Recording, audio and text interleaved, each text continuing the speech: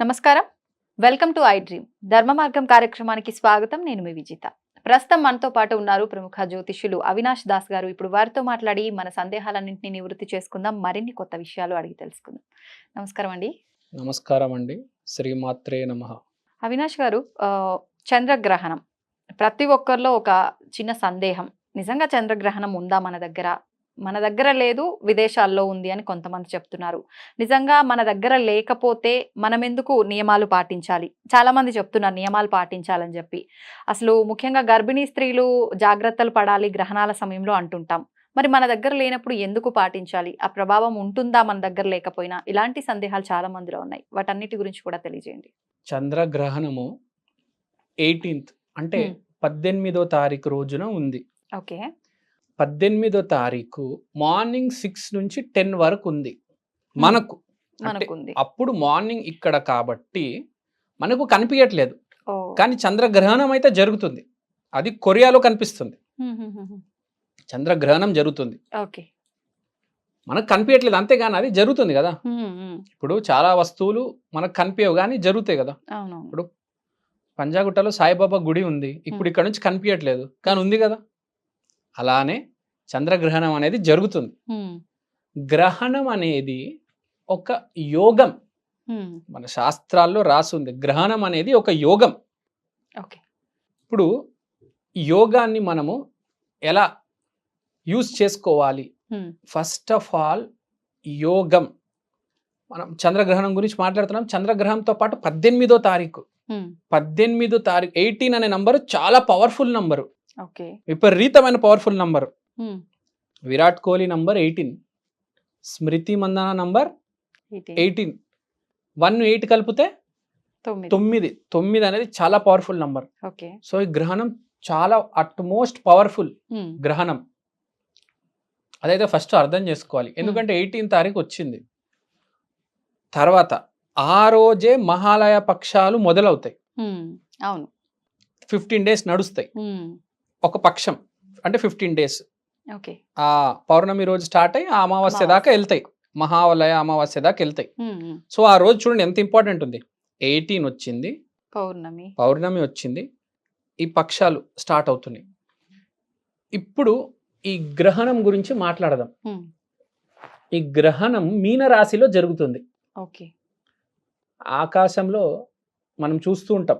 మనం దాన్ని ఒక ఆకాశం అనేది ఒక స్పేస్, దాన్ని మనం 12 రాసుల కింద డివైడ్ చేసాం. ప్రెజెంట్ జరుగుతున్న ఏదైతే ప్లేస్ ఉందో దాన్ని మీనం అంటారు. ఆ మీనంలో చంద్రుడు అనేది గ్రహణం అవుతుంది. సో మీన రాశి వాళ్ళకి చాలా ఇంపార్టెంట్. ఓకే. అంటే వాళ్ళకి ఫేవర్ గా ఉంటుంది. వాళ్ళకి ఫేవర్ గా ఉంటుంది మీన రాశి వాళ్ళకి ఫస్ట్. తర్వాత వృషభ రాశి వాళ్ళకి కూడా ఫేవర్ గా ఉంటుంది. సింహ రాశి వాళ్ళు కొంచెం జాగ్రత్తగా ఉండాలి. ఓకే. మీకు అర్థమైంది కదా. 3 రాసులు చెప్పాను. మిగతా రాసులు అందరికి మాదిరిగా ఉంటుంది.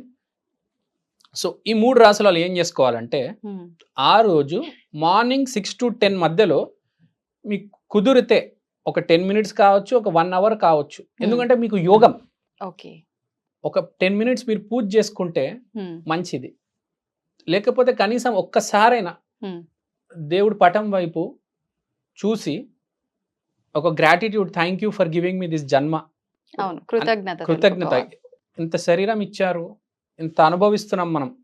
టీవీ చూస్తున్నాము, మాల్ వెళ్తున్నాము, వినగలుగుతున్నాము, చూడగలుగుతున్నాము, తినగలుగుతున్నాము. ఒక్క కృతజ్ఞత మినిమం ఉండాలి కదా మనిషికి. అది చేయగలిగితే చాలా బాగుంటుంది. ఇంకా చెప్పాలంటే ఇప్పుడు ప్రతి మనిషి మనం చూసుకుంటే ఎలా జరుగుతుంది, ఆడొక పని చేస్తాడు, ఆ పని సక్సెస్ అవ్వాలంటే ఏం చేస్తాడు? బేసిక్గా కష్టపడతాడు. దాంతోపాటు అదృష్టం అనేది అవసరం. అందుకని గుడికి వెళ్తాడు, గుడికి వెళ్ళి ఆశీర్వాదం తీసుకుంటాడు. కానీ వాళ్ళ యాన్సిస్టర్స్ ఉంటారు కదా, పితృలు అంటారు. ఇప్పుడు grandfathers, great grandfathers ఉంటారు. వాళ్ళు కాలం చేసిన తర్వాత పైకి వెళ్ళి వాళ్ళు కూడా పితృలు అయిపోతారు, ఇంకా దేవుడితోనే సమానం. వాళ్ళ ఆశీర్వాదం కూడా కావాలి మనకు. వాళ్ళ ఆస్తి అనుభవిస్తున్నాం కదా, అనుభవిస్తున్నామా లేదా? అనుభవిస్తున్నాం. అలానే వాళ్ళు ఇప్పుడు దేవతా రూపం. ఉమ్, మనిషి చనిపోయిన తర్వాత యక్షులు, గంధర్వులు ఇవన్నీ దాటిన తర్వాత దేవతా రూపానికి చేరుతారు. ఉమ్, ఇప్పుడు మనకు యక్షులు బ్లెస్ చేయవచ్చు, ఉమ్, యక్షిణీలు బ్లెస్ చేయవచ్చు, గంధర్వులు బ్లెస్ చేయవచ్చు. ఉమ్, భూమి కింద 7 వర్గాలు, భూమి పైన 7 వర్గాలు మీకు తెలుసు కదా. అవును. ఆ వర్గాల్లోనే యక్షులు, గంధర్వులు, లాస్ట్లో దేవుడు. ఉమ్, సో మన పితృలు కూడా ఈ వర్గాల్లోనే ఉన్నారు, 7 వర్గాల్లో. సో వాళ్ళ బ్లెస్సింగ్ కూడా ఇంపార్టెంట్ చాలా మందికి. ఉమ్, మీరు చాలా మందికి చూడండి, ఎప్పుడు ప్రాబ్లమ్స్లో ఉంటారు, గమనించారా? అవును. కంటిన్యూస్ నాన్ స్టాప్ ప్రాబ్లమ్స్ ఉంటారు. ఏదో ఒక ఇబ్బంది వస్తుంది. ఏదో ఒక ఇబ్బంది వస్తుంది. నిజంగా కొంతమందికి అయితే ఎంత దారుణంగా ఉంటుందంటే కెరియర్ ఫెయిల్ అయిపోతుంది, పెళ్ళి అవ్వదు, పిల్లలు పుట్టరు, హెల్త్ ప్రాబ్లమ్స్ ఉంటాయి. ఏంటి అని అర్థం కాదు అసలు. ఉమ్, అంటే చాలా సీరియస్ ప్రాబ్లమ్స్లోకి వెళ్ళిపోతారు. అవును. పితృలు కనుక బ్లెస్ చేస్తే చాలా పవర్ఫుల్, సీరియస్గా చెప్తున్నా. Um, because they are the closest gods okay. To you. ఎందుకంటే మీకు చెందిన వాళ్ళ, మీరే ఒక అంశం. అవును. దేవుడు అంశం పితృలు అయితే, పితృల అంశం మీరు. ఉమ్, అంటే వాళ్ళు బ్లెస్ చేస్తే చాలా పవర్ ఉంటుంది. మీరు ఎంత దుష్కర్మ చేసి ఉన్నా ఉమ్, మీ కర్మలన్నీ తొలగిపోవాలి, లేకపోతే కనీసం డైల్యూట్ అవ్వాలంటే పితృల వాళ్ళకి ఆశీర్వాదం అయితే కృతజ్ఞతలు. కావాలి. ఉమ్, ఉమ్, సో పితృపక్షాలు ఉన్నప్పుడు బియ్యము, 2 కూరగాయలు గుడిలో పంతులకి ఇచ్చేస్తే, స్వయం పాకం. స్వయం పాకం ఇచ్చేస్తే మీకు ఒక పితృల ఆశీర్వాదం అనేది కలుగుతుంది. ఓకే. ఈ పక్షాలు మళ్ళీ మళ్ళీ రావు ఉమ్. కదా, వచ్చినప్పుడు వాడుకోవాలి. అంటే ఇప్పుడు సాధారణంగా ప్రతి ఒక్కరు కూడా వాళ్ళ పితృదేవతలు చనిపోయిన తిథుల ప్రకారంగా కార్యక్రమాలన్నీ చేస్తూనే ఉంటారు కదా. అలా చెయ్యలేని వాళ్ళు ఉపయోగించుకోవాల్సిన రోజులా ఇవి, లేదంటే ప్రతి ఒక్కరు చేసుకోవచ్చు అంటారా? ఇప్పుడు మనిషి అనేది కాలం అయిన తర్వాత బేసిక్గా ఆ తిథి రోజు వాళ్ళు వెళ్ళిపోతారు. అవును. కానీ ఈ పక్షంలో జనరల్గా వీళ్ళ ట్రాన్స్ఫర్ అనేది జరుగుతుంది. ఉమ్, ఆ గంధర్వులు, యక్షణులు, ఆ దేవతలు, ఆ వర్గాలకి. సో ఏ తిథి రోజు చేసుకున్న అందరు వెయిటింగ్లోనే కదా. అవును. ఒక పక్షం అనేది ఉంటుంది. ఉమ్, ఇప్పుడు మనం చాలా పక్షాలు ఉంటాయి, మహాలయ పక్షాలు, దక్షిణాయనం, ఉత్తరాయణం అని చాలా ఉంటాయి. ఉమ్, ఉమ్, ఉమ్, ఉమ్.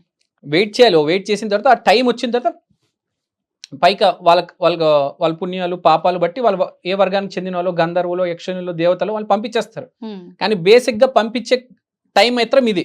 ఓకే. అంటే సింపుల్గా చెప్పాలంటే పితృలు యాక్టివ్ ఉండే టైము మహాలయ పక్షాలు.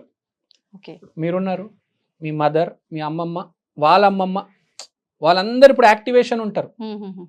చూస్తూ ఉంటారు పైనుంచి. వాళ్ళు చూస్తున్నప్పుడు మీరేంటి, ఆ బియ్యము, కూరగాయలు ఇస్తే ఉమ్, అవి వాళ్ళకి చేరుతాయి, ఆ బ్లెస్సింగ్స్. ఓకే. సో వాళ్ళు బ్లెస్ చేస్తారు మీకు. ఉమ్, వాళ్ళు ఇప్పుడే బ్లెస్ చేయగలరు, మళ్ళీ మళ్ళీ బ్లెస్ చేయలేరు, వాళ్ళకి ఆ పవర్ ఉండదు కదా.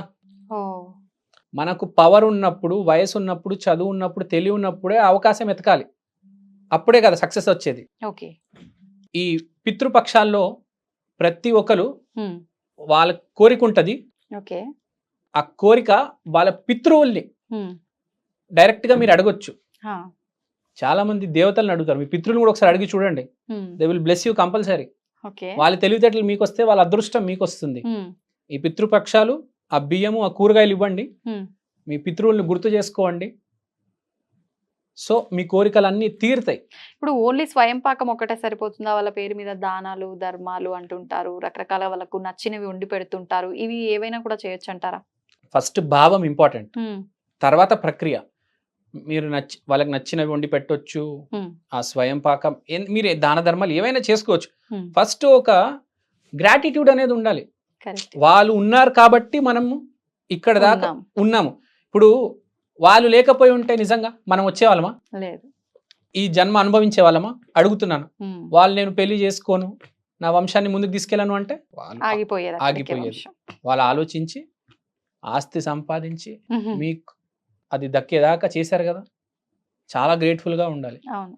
ఆ గ్రాటిట్యూడ్, ఆ భావం, ఆ కనెక్షన్, ఉమ్, మన లీనియేజ్, మన ఇంటి పేరు, ఉమ్, మన గోత్రం, అందుకని కదా గోత్రం అనేది ఉండేది. మనకు ఒక లీనియేజ్ ఉంది. అవును. సో ఆ లీనియేజ్కి మనం ఒక గ్రాటిట్యూడ్ అనేది ఇవ్వాలి. ఉమ్, ఇచ్చి మీ కోరుకోండి. ఉమ్, దేవతలే కాదు, పితృవులు కూడా ఉమ్, మనకు కోరిక తీరడంలో చాలా హెల్ప్ చేయగలరు. ఓకే. చాలా మంది తెలీదు పితృలకి ఎంత పవర్ ఉంటుందో అని. అందుకని పితృశాపం ఉంది అంటారు చాలా మంది. పితృదోషాలు. పితృదోషాలు, పితృశాపం ఉంది అంటారు. ఎందుకంటే నిజము, అది 100% నిజమే.